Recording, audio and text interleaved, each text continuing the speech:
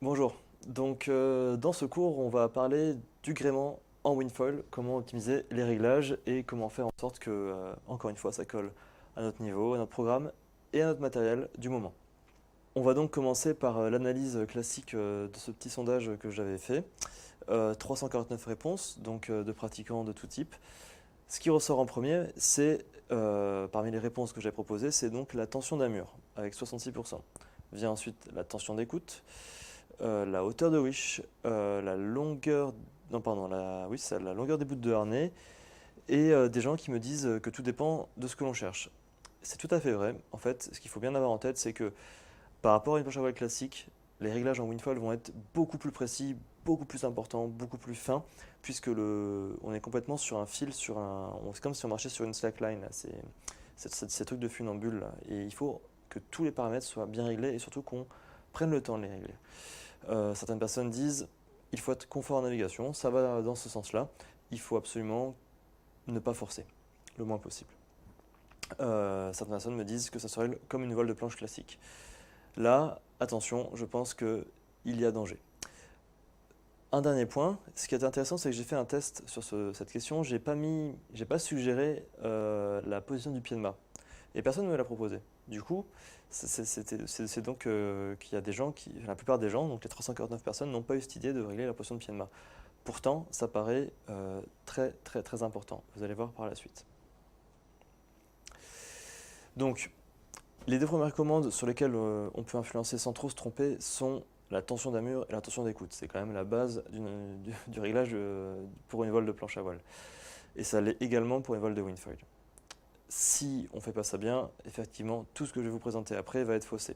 Donc on part à l'eau en se disant, par rapport à la force de vent, je la règle de manière cohérente et je ne vais pas forcément chercher à faire différemment, sensiblement différemment de ce que je ferais pour une pratique normale.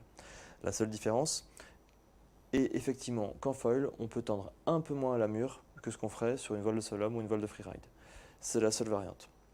À partir de là, on peut analyser ce qui est écrit ici. Donc, la type de navigation, donc, en mode surtoilé, les deux premières lignes. Au pré-vent arrière, tension d'amure modérée par rapport à vos repères. Chaque voile est unique, encore une fois. Tension d'amure modérée, tension d'écoute maximale au pré, modérément relâchée au portant, puisqu'il y a déjà quand même beaucoup de vent, il n'y a pas besoin d'en mettre plus de puissance que ça dans la voile. Surtoilé avec une volonté de faire du travers en freeride ou de la speed max si on fait de la course. Tension d'amure plutôt à fond, ça ne veut pas dire à fond de la voile, je répète, ça ne veut pas dire tirer poulie par rapport à ce qui est écrit sur la voile ou par rapport à vos repères, c'est tirer à fond pour une pratique windfoil, donc pas forcément autant qu'en slalom, à vous de voir. Moi je conseille de relâcher un peu plus que ce que vous feriez normalement. Pourquoi? Parce qu'en fait, sinon la voile, elle peut flapper en haut. Elle peut être toute plate, manquer de stabilité. Et ce manque de stabilité en slalom, il est sensible aussi quand on tire trop en bas. Mais il sera encore pire en windfall puisque toutes les réactions sont amplifiées. Tension d'écoute, si c'est sur toilé au travers, maximal. On ne se pose pas trop de questions. On tire quand même bien au wish. On navigue dans cette fois-ci dans du vent classique, un régime normal de navigation. La bonne plage d'utilisation de votre matériel. Pré-vent arrière, on va avoir une tension d'amure modérée, encore une fois. Bien tendu au près et relâché à fond au portant sans hésiter. On peut mettre une bonne voile creuse, à condition évidemment, quand je dis relâché, hein, c'est on a un palan d'écoute sur le wishbone. Si on fait du travers, tension d'amure toujours modérée, et par contre là on peut se permettre de tirer le wish. Pourquoi on ne tire pas à fond? Vous allez me dire ça va plus vite? Pas forcément, puisque en fait une voile trop plate aussi génère plus d'instabilité et a son creux moins sur l'avant. Avec un creux moins sur l'avant, on est moins puissant, on a moins de contrôle et au travers, on a quand même tendance à avoir de la vitesse et la vitesse fait monter, comme on l'a vu dans mes cours précédemment. Donc, on n'hésite pas à bien tirer le wish et à pas trop tirer en bas pour garder ce volume dans la voile qui est gage de stabilité et de tolérance aux variations de vent. Navigation sous-toilée, pré-vent arrière, tension d'amure plutôt faible. Vous allez chercher la limite de votre voile. Vous allez essayer de la relâcher jusqu'à temps que ce soit raisonnable, hein, que vous n'ayez pas les combers qui sautent et tout, mais une tension minimale avec une chute plutôt tendue pour retrouver de l'appui dans toute votre voile. Modérément relâché au près. Là, j'ai envie de dire, ça dépend des voiles. Il y a des voiles qui acceptent de naviguer très très creux dans du vent très léger, et d'autres voiles qui ne le tolèrent pas du tout. Ça dépend si elles ont des cambers, ça dépend le profil, la conception. Il n'y a pas de règle, il faut le sentir, il faut éventuellement se caler avec des gens pour voir si on est efficace ou pas. Essayez d'avoir un talent d'écoute, c'est très très pratique quand même. C'est vraiment un conseil que je vous donne. Si vous pouvez avoir ça, ça coûte pas très cher et ça fait une grosse différence dans vos navigations. Et au portant, là, comme d'habitude, on n'hésite pas, on lâche à fond. Type de navigation sous toilée encore, mais cette fois-ci, on est au travers, on est en longue distance, on est sous toilée, il faut quand même faire du travers. Et ben, on tend pas trop en bas, un peu plus peut-être qu'auprès, pour quand même garder cette chute qui ouvre et qui fait soupape, parce que mine de rien, même quand on est sous toilée, on aura tendance à accélérer plus qu'auprès. Et on lâche modérément à l'écoute, pas à fond. Voilà. Donc on arrive maintenant sur ces trois photos là que je trouve assez justes en termes de réglage et on va analyser pourquoi. Pourquoi je pense que ces trois personnes sont plutôt bien réglées par rapport à leur pratique du moment. On a ici donc Freeride, Free Race et Monsieur Antoine Albo en régate à Brest avec sa voile prototype. Quel est le point commun entre ces trois photos? À votre avis? Moi je trouve que c'est qu'ils ont tous les trois une chute bien tendue, bien droite et qui ne façaille pas. Je vous rappelle, je viens de vous le dire, une chute qui façaille trop, ça veut dire une voile toute plate, pas de volume sur l'avant, donc à ce niveau-là, là, quand je dis sur l'avant, c'est ici, c'est là-bas, et c'est juste là, vous voyez, sur les lattes en haut, là, hop. Du volume à cet endroit est un gage de stabilité, permet à votre voile de ne pas décrocher quand vous faites des erreurs de conduite, et ça appuie sur l'avant du matériel. Et ça, c'est très important pour plaquer votre foil quand vous accélérez ou quand vous faites de la compétition, voire même du freeride. Donc, ces voiles sont tendues de chute, tendues au wish, vous remarquerez. Elles touchent pas trop. Et là, Antoine, on peut pas trop voir, mais il n'était pas si lâché que ça. J'étais là ce jour-là. Donc, voilà, on faut bien comprendre que le gréement se règle précisément. Donc là, on vient de parler donc juste de la tension d'armure et d'écoute. On va aborder maintenant les bouts de harnais, la position du pied de mât et d'autres paramètres. En freeride, navigation sur toilée, pré-vent arrière. La position du pied de mât. Je vous conseille de l'avancer bien comme il faut pour ne pas s'envoler et être en contrôle. Des bouts d'harnais centrés pour avoir ce point de pivot facile d'ouverture, fermeture du gréement dans les rafales. Longueur de bout d'harnais médium pour rester quand même près de la voile au près et un wish plutôt bas pour être au-dessus du matériel et bien contrôlé. La même chose mais vent de travers. Position du pied de mât, on peut encore avancer si on a envie, si vraiment le foil n'est pas bien réglé, qui est trop puissant. Boot avancé pour vraiment faire soupape, que la voile elle puisse respirer derrière. Des bouts longs, être excentré, bas sur les appuis et avoir un centre de gravité plus stable. Et un wish à la limite très bas, donc très bas, c'est-à-dire au minimum de ce que vous pouvez mettre raisonnablement. Navigation normale, allure pré-vent arrière. Position du pied de mât, avancé. Au près, ça ne sert à rien de reculer son pied de mât.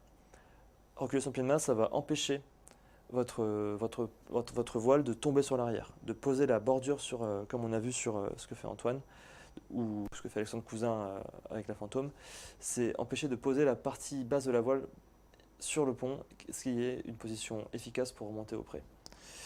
Donc on garde un pied de mât plutôt avancé. Centré au niveau des bouts de harnais, toujours pareil, on ne va pas chercher à surborder la voile. Des bouts courts, voire très courts si vous pouvez, et une hauteur de wish moyenne pour rester avec du contrôle. Pélagisation normale, vent de travers cette fois-ci. Position, on ne peut ne pas la changer, il n'y a pas besoin je pense. Position des bouts d'harnais plutôt centrée, pareil, on reste équilibré. Des bouts médium si on a envie d'être un peu plus relâché, loin du matériel. Et un wish qui va être plutôt moyennement haut ou bas. Pour finir, navigation sous toilette, donc c'est souvent délicat. Au près, là, le seul moyen quand on est sous toilette au près de caper, c'est peut-être le seul moment où on peut avancer un peu le pied de mât, le centrer par rapport à vos repères habituels, et sans jamais aller trop derrière, pour conserver cet esprit de faire tomber la voile sur l'arrière, avoir une belle position déhanchée vers l'avant, et d'avoir des bouts de harnais centrés. Longueur de bout d'harnais plutôt court, et une hauteur de wish moyenne. Dernier point, sous toilette au travers, position de pied de mât centré, on ne touche pas, on avance les bouts de harnais pour pas surborder la voile. Il n'y a rien de pire que naviguer avec une voile trop bordée, parce que si vous casse complètement votre glisse, ce qui vous empêche d'avoir cette petite main arrière qui vous fait la poignée de gaz quand il y a besoin. Et longueur de bout de harnais, médium, court, voilà, avec un wish moyennement haut. Voilà.